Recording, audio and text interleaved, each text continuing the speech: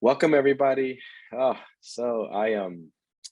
know, my name is Dr. Angel Acosta. I'm the director of the Institute's Fellowship. The fellowship is a new program in comparison to the close to 20 years of programming the Institute has been engaging in, and programming around planetary health and contemplative-based resilience. So we're the new kids on the block in terms of programming here. And we have 11 incredible fellows.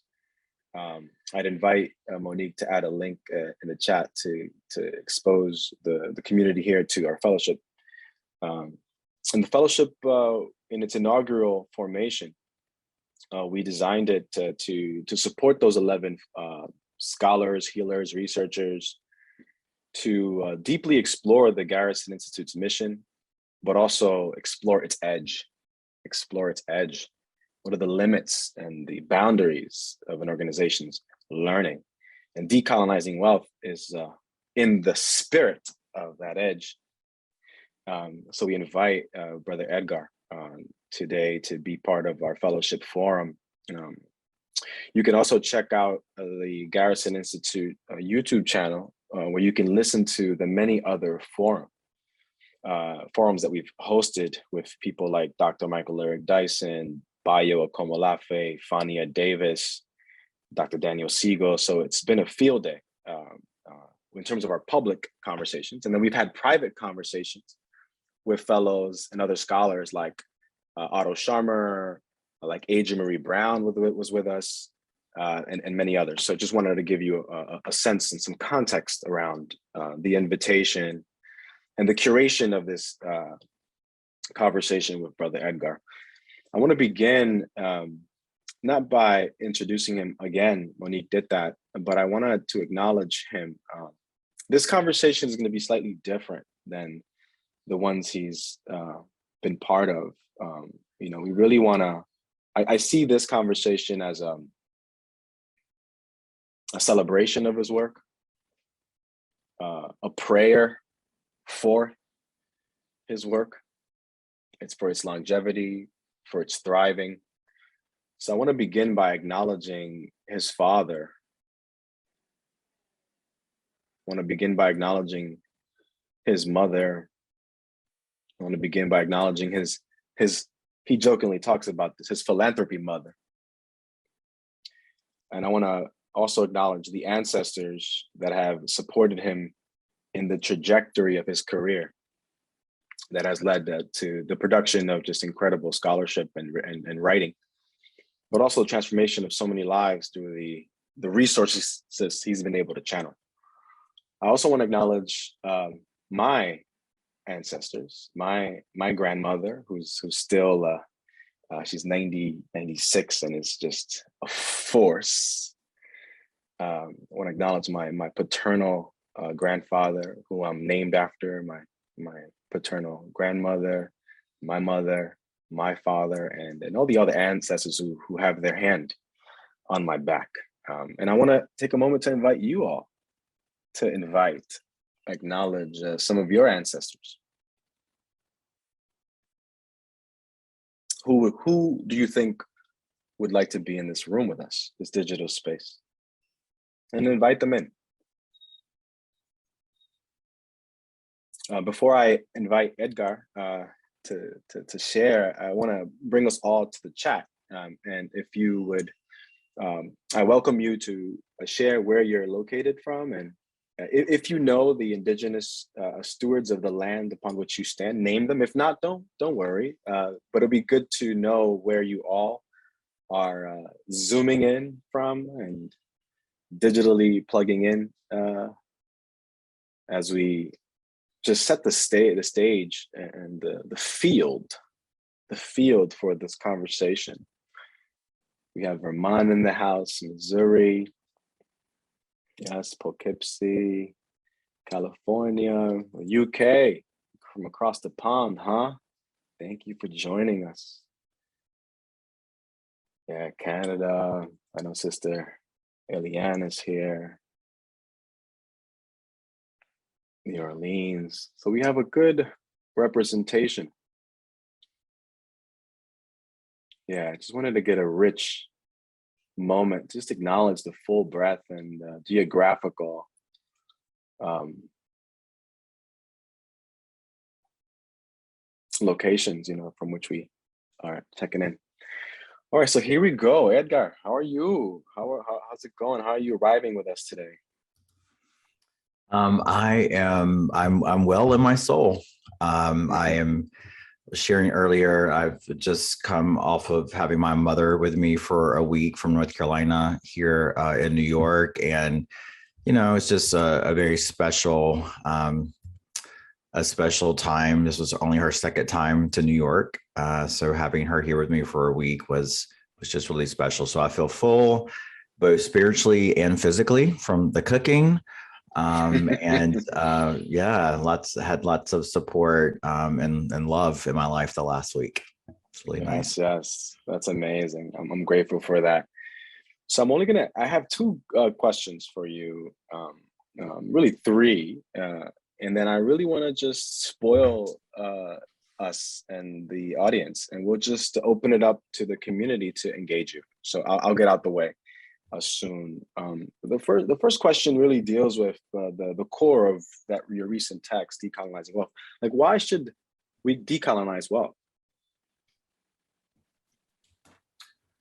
Wealth is and money is a proxy or a story really of our values and what really matters, right? It's this tangible resource that we as humans created to reflect what matters to us, to reflect energy, to reflect the sweat equity that we spend at work. And so it's this symbol of something that also represents power. And historically, the accumulation of wealth, of money, has resulted in so much trauma, and really for me can be the root of so much that is wrong, the root of so much that is broken in our communities can be traced back to this whole force of colonization, which was at its essence about hoarding resources and controlling resources. And so we've got to address those root causes of fear, scarcity mindsets, control, the need to dominate and oppress in order to get to a new way of being and seeing the world. And money and the way we use money is a very tangible reflection of what has been broken and what is wrong in the world and what can be repaired. Yeah, yeah. I want to just a shameless plug, not only to check Brother Edgar's book, but also there's a journal on money as medicine that was produced that I really strongly recommend. So, Money as Medicine, the journal. And I want to ask you there, like, tell me a little bit more about that. Like, how can money be a form of medicine? For me, I had working in philanthropy for some time now. I had reached a certain point in my career where I was feeling a little icky about everything, because there's this connotation about money. We don't like to talk about it, right? We don't talk about our families. And I literally worked in an institution where the core of what we do is move money. And there were so many things that were coming up in the space, so many things that I saw were wrong, so many ways that we were not really embodying the statements and the vision and the mission that we were putting out in the world.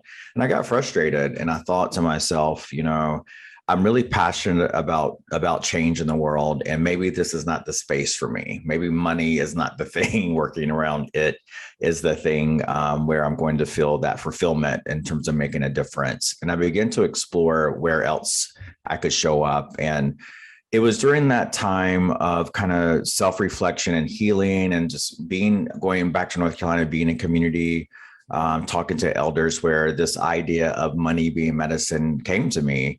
And it came to me through an elder who told me that the medicine that had chosen me was money. Mm, And it's a really odd statement because medicine and indigenous worldview is something that's very sacred. It's a life-giving force. It's something that restores balance. It's something that makes us whole. And so I was like, how can money and medicine even be in the same sentence? And it's there that I realized that it's, again, not really about the money. Money is just this thing that we made up. It's about we as people who subscribe to behaviors and mindsets around resources and power and control. And it's how we have used money. And if we've used money to harm, we can use it, if we flip that on its paradigm, and use it to repair. And that's how money can be this sacred thing. It can be a life-giving force if we are liberating resources and moving resources to where the hurt is the worst in our communities. And that is in communities of color. And so I kind of have adopted that idea and identity for myself that my medicine is money, right? And for you all, it may be that your medicine, is something you have to kind of explore and find and understand what your superpower is. Like, what's your place of influence, and how can you wield that influence towards justice, towards reconciliation, towards truth, and also what I know about medicine and what I've been taught from my elders is that the medicine, we don't choose it. The medicine chooses us. And so I surrendered in that moment when I learned that from my elders, that I actually don't have a choice. If I want to feel balanced as a person, this is my calling. This is the work I've been called to do, is to move capital back into communities from where the resources have been extracted. And so that's the beautiful thing about medicine, is that it finds you, it calls you, and the gift makes a place for itself. And so that's where all of that came to be, and what I'm using to guide me in my work. Yeah. Thank you for that. I want to create some space around what you just shared, and just allow folks to let those words kind of echo in your hearts and bones. See how they land.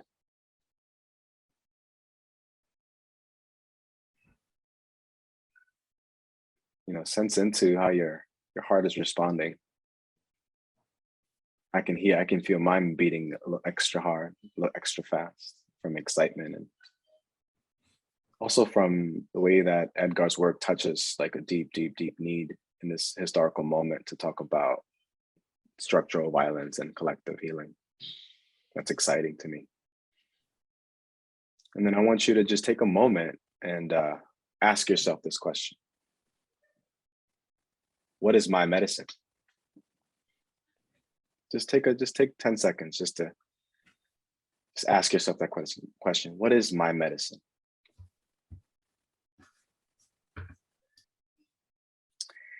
And I want to ask you one more question, and then we'll again, I'm here to spoil us, so I want to make sure that we engage the community. I know you like fashion. I know you like art, and I've been as a scholar, obviously I lean towards words and examining words and data. But as I've watched you from a distance, of course, I've just noticed how you appreciate fashion and how you appreciate art. And so one of my questions that, I don't know if people ask you this as you're, doing interviews, is how does your love for fashion and art and impact your work? I love that question. And it's one that I don't know for sure that I have spent enough time thinking about. It's funny. I think for me, earlier in life, I remember I was so inclined toward the creative, and we were very poor, but I liked the idea of putting a little ensemble together for school, right? And we shopped at the thrift stores, but my mom always, kind of taught me that although we were poor, we could be neat and creative. And I remember I won an award for being the best dressed student in school. I think I might have been in middle school, and I was really proud of that. For me, it's what I wore was just sort of a way of expression. And I was into also like painting when I was younger, taking musical lessons, theater. Like I just really enjoyed that outlet. At the same time, I'm very much a type A person. Like I am very linear often in my thinking, and disciplined and structured, and in a way. So I think I use both sides of my brain, so to speak, pretty equally.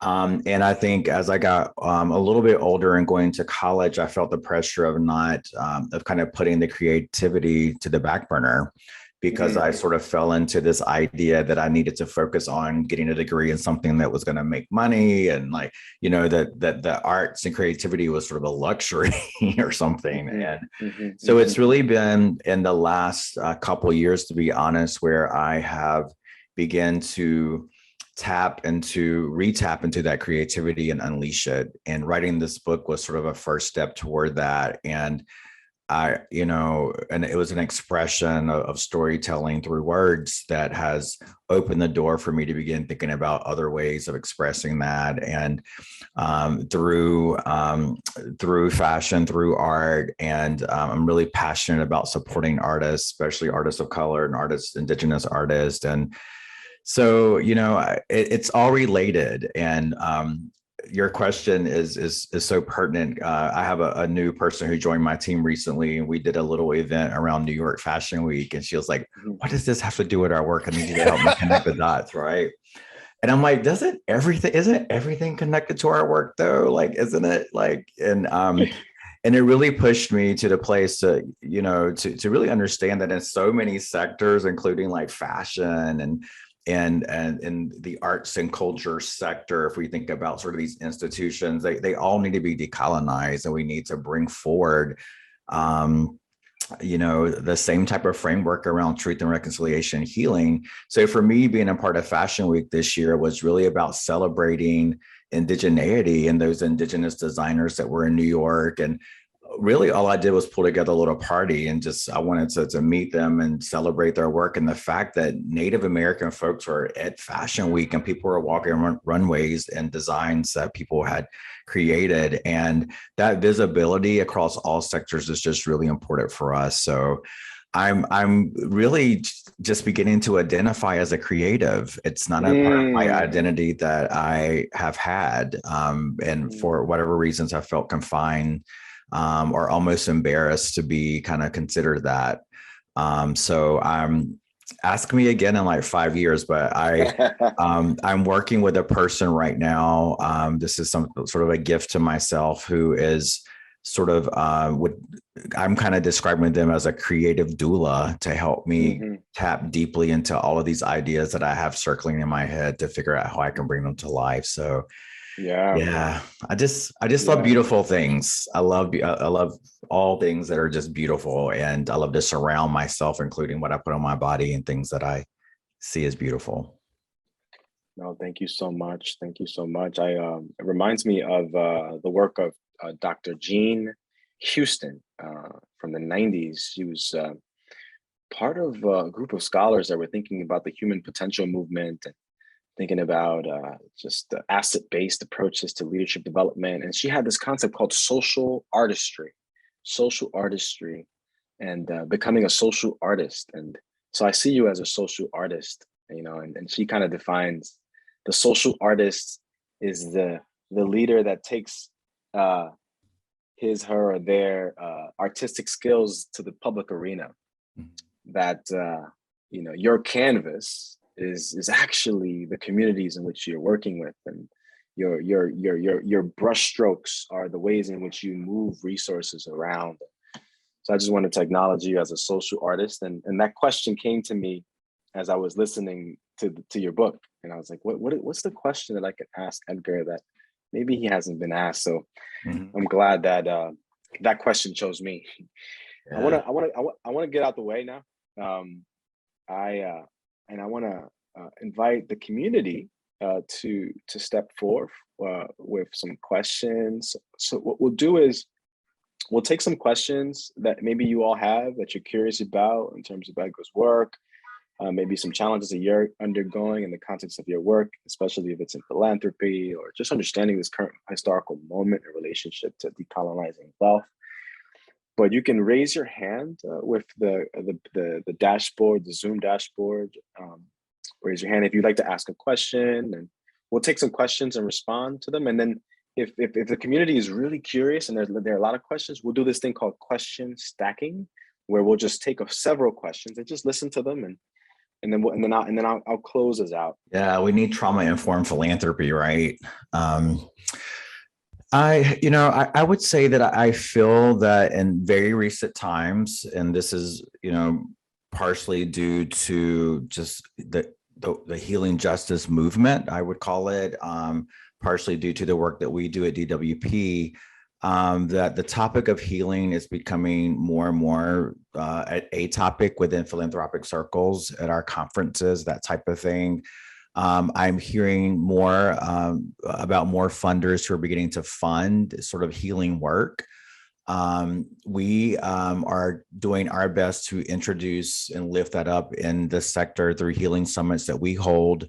I have an indigenous healer on my team who curates these sessions. And last year we had over 100 philanthropists to participate in our sort of like almost day-long healing summits, where we literally just held ceremony and we allowed funders to get out of their bodies, and we don't care, what foundation you work at, how big your assets are, what you fund, or what's on your website.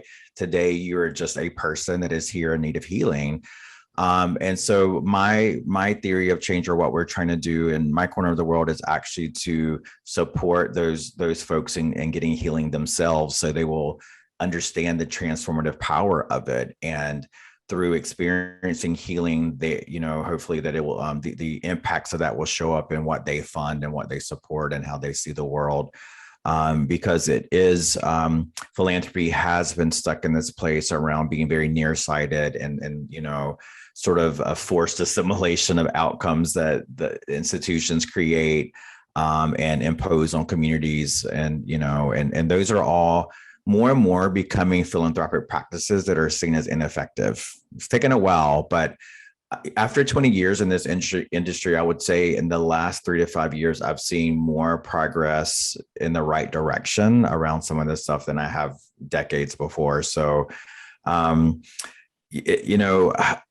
think what I would just offer, just in wrapping this one up, is thinking through, is there a way to engage a funder in some of that healing work to be a part of it with you? Because people just need to feel it, right?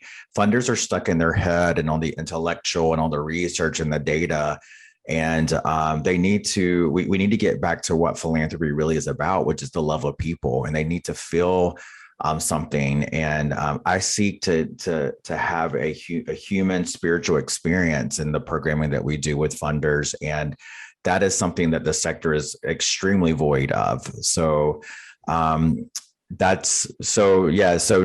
quick solution there that I'm coming up with, but just wanting you to know that it is beginning to happen. And healing justice organizations and folks who have been leading the healing justice movement for a long time have been kind of sort of in the shadows and are now are speaking at our conferences, folks like Adrienne Marie Brown and folks like I shouldn't start naming names, but that have really been the founders and leaders of this work in movement are finding their way into philanthropy now. So I think we'll see it turn around a little bit.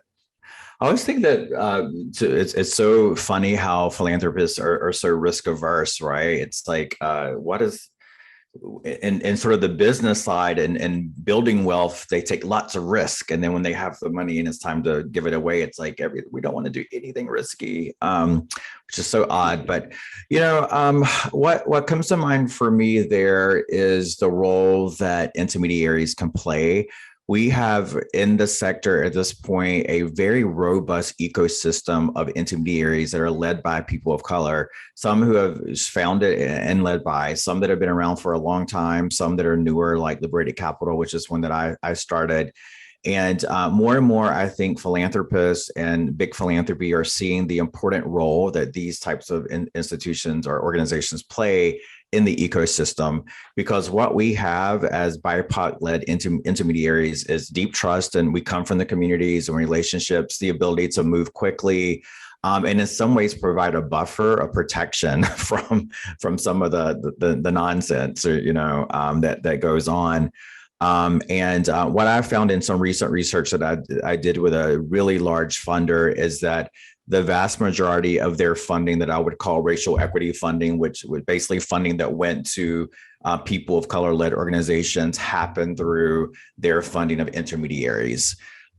There's such a gulf between some of these folks and institutions and communities. So there's got to be some sort of middle ground that can help redistribute that wealth, that knows how to translate between these communities.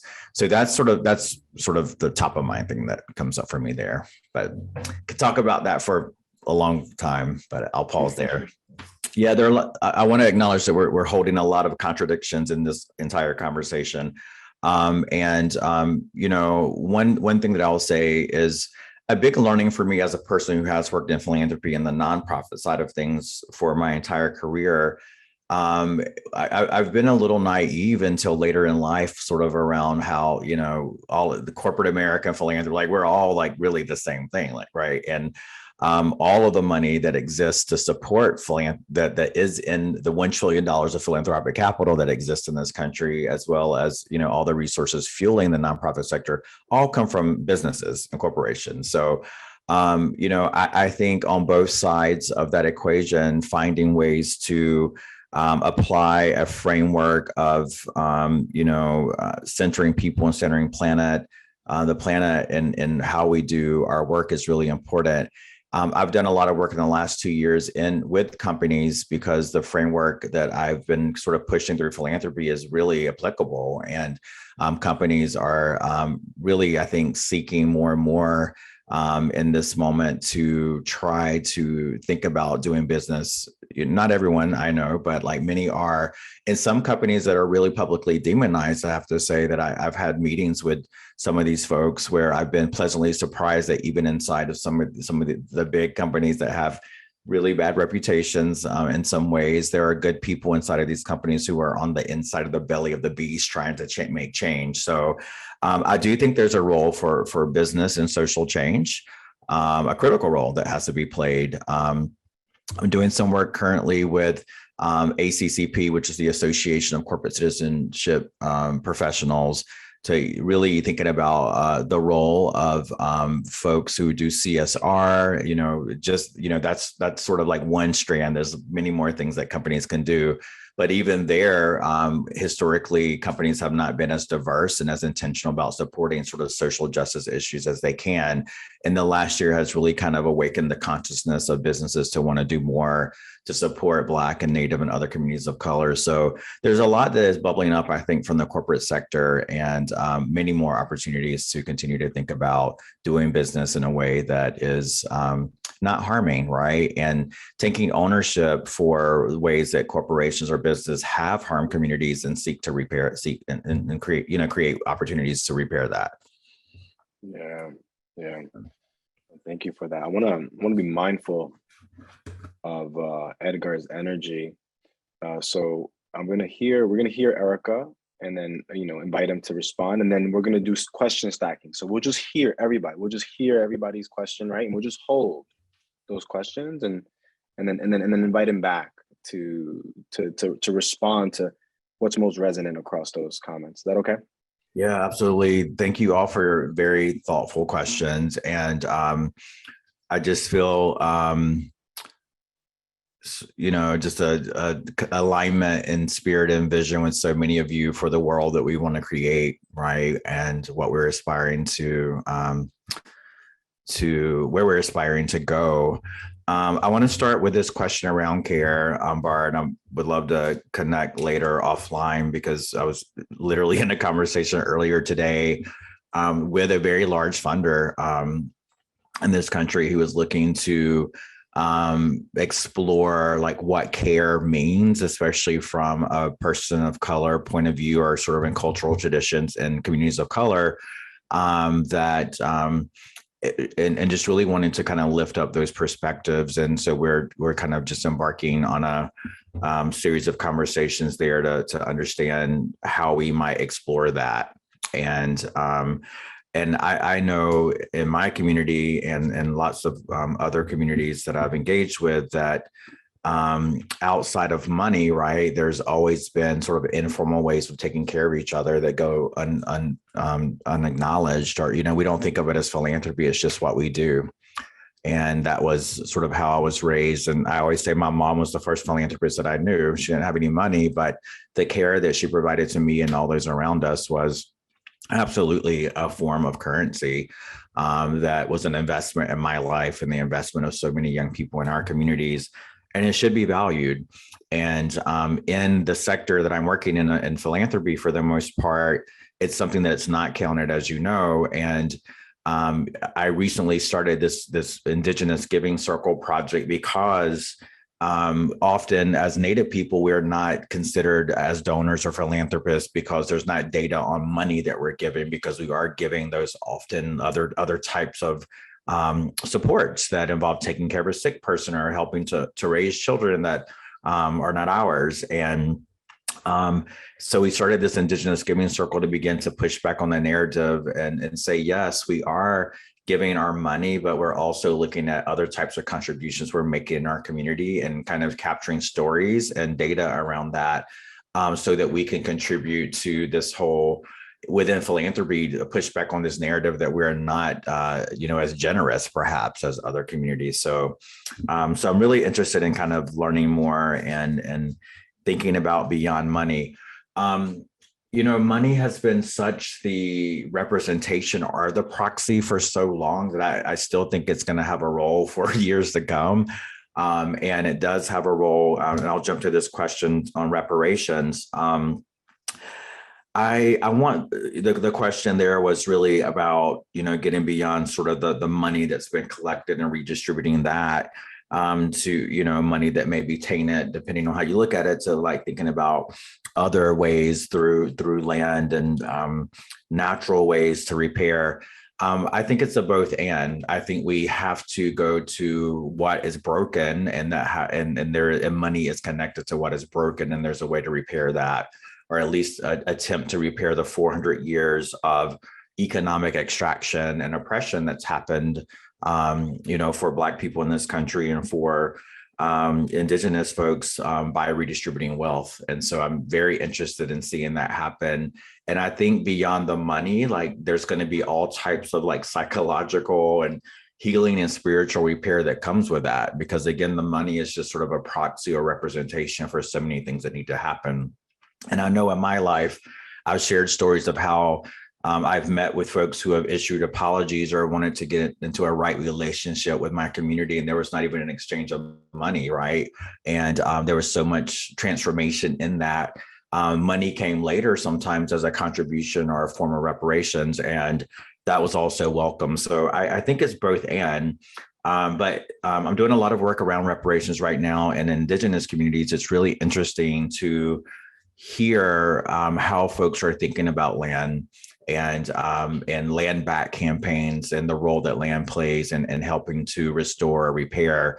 And it's a really tricky conversation because many Indigenous folks don't think about land in terms of ownership. So getting a piece of land back is like counterculture because it should just be open and belong to everyone. So I'm learning a lot there. I don't have a straightforward answer, but I still think that some type of monetary, the wealth redistribution is necessary, because I think that the race wealth gap that exists today as a result of very intentional policies and systems that have been put in place are just fundamental to so many of the problems that we have in our communities right now.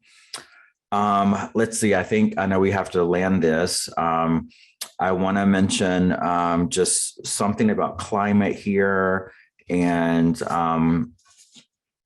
I'll kind of start there. There's a lot of money moving in climate. I think climate is really the number one hot topic right now in terms of where dollars are going in the philanthropic sector.